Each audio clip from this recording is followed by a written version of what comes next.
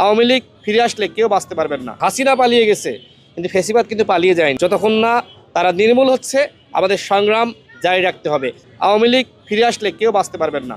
আওয়ামী লীগ ফিরে আসলে বিশেষ করে যারা বিপ্লবে নেতৃত্ব দিয়েছে, যারা প্রত্যেকটা জেলায় নেতৃত্ব দিয়েছে, এদেরকে ধরে ধরে আওয়ামী লীগ ফাঁসিতে ঝুলাবে। সুতরাং আসুন আমরা এক থাকি, একতাবদ্ধ থাকি, আমরা আওয়ামী ফ্যাসিজমকে আমরা ধ্বংস করি। হাসিনা পালিয়ে গেছে, কিন্তু ফ্যাসিবাদ কিন্তু পালিয়ে যায়নি। এখনো পর্যন্ত প্রশাসনে, পুলিশে, র্যাবে, বিজিবিতে, সরকারের সমস্ত সেক্টরে, প্রশাসনের সব জায়গায় কিন্তু এখনো পর্যন্ত আওয়ামী লীগ বসে রয়েছে। সুতরাং শুধুমাত্র যদি আপনারা সন্তুষ্ট হয়ে যান বা আত্মতৃপ্তির আপনারা ঢেকুর গেলেন যে হাসিনা তো ভারতে পালিয়ে গেছে, হাসিনা রেজিম শেষ, না।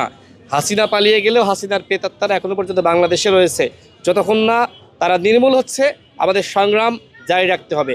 আমাদের একটি অধ্যায় শেষ হয়েছে, হাসিনার পতন। কিন্তু এখন আমরা যদি নতুন রাষ্ট্র বিনির্মাণ করতে না পারি, আমরা যদি আওয়ামী লীগকে আমরা নির্মূল না করতে পারি, তাহলে কিন্তু আমাদের বিপদ কিন্তু সামনে আসতে পারে। আমাদের কথা হলো যে দেখেন, আপনার 91 সালে, আপনার 90-তে যে অভ্যুত্থান হলো, এরপরে 91-তে জাতীয় পার্টিকে সুযোগ দেওয়া হলো। এর ফলাফল কি হলো?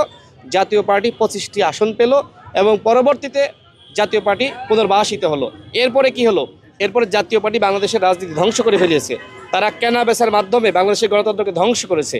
এইবার যদি আওয়ামী লীগ যে গণহত্যা চালিয়েছে, আওয়ামী লীগকে আমরা নিষিদ্ধ না করতে পারি, আওয়ামী লীগকে নির্মূল করতে না পারি, তাহলে কিন্তু ওই জাতীয় পার্টির মতন আবার আওয়ামী লীগ পুনর্বাসিত হবে এবং একটা সময় গিয়ে আওয়ামী লীগ আবার ক্ষমতায় আসবে। তখন কি হবে, কি হতে পারে একবার কল্পনা করেন। সুতরাং প্রত্যেককে আমি বলবো, নিজেদের ভিতর কামড়াকামড়ি, মারামারি এগুলো বন্ধ করুন। এই মুহূর্তে এক থাকতে হবে। বিশেষ করে আপনি দেখেন যে সিলেট বারে ইলেকশন হয়েছে, সেখানে জামাত আলাদা ইলেকশন করেছে, বিএনপি আলাদা করেছে, অন্যরা আলাদা করেছে, মাঝখান দিয়ে আওয়ামী লীগ এক ছিল। আওয়ামী লীগ কিন্তু সেখানে জিতে গিয়ে সভাপতি, সাধারণ সম্পাদক সহ। তো আপনাদেরকে বুঝতে হবে, এই পরিণতি থেকে শিক্ষা নিতে হবে যে এইভাবে যদি আমরা এখন বিচ্ছিন্ন হয়ে যাই, ফ্যাসিবাদ বিরোধী শক্তি এই সুযোগে কিন্তু আওয়ামী লীগ প্রত্যেকটা জায়গায় ফিরে আসবে। আমি আইনজীবীদেরকে বলবো, আওয়ামী লীগের সাথে নির্লজ্জার মতন আপনারা নির্বাচনে অংশ নিচ্ছেন। আওয়ামী লীগ গণহত্যার বিচারের আগে কোনো শিক্ষা প্রতিষ্ঠানে নির্বাচন করতে পারবে না, কোনো বারে ইলেকশন করতে পারবে না, আওয়ামী লীগ কোনো প্রতিষ্ঠানে ইলেকশন করতে পারবে না, বিশ্ববিদ্যালয়ের যে শিক্ষকদের ইলেকশন হয় সেখানে ইলেকশন করতে পারবে না, জাতীয় নির্বাচন, স্থানীয় নির্বাচন বিচারের আগে আওয়ামী লীগ কোথাও ইলেকশন করতে পারবে না।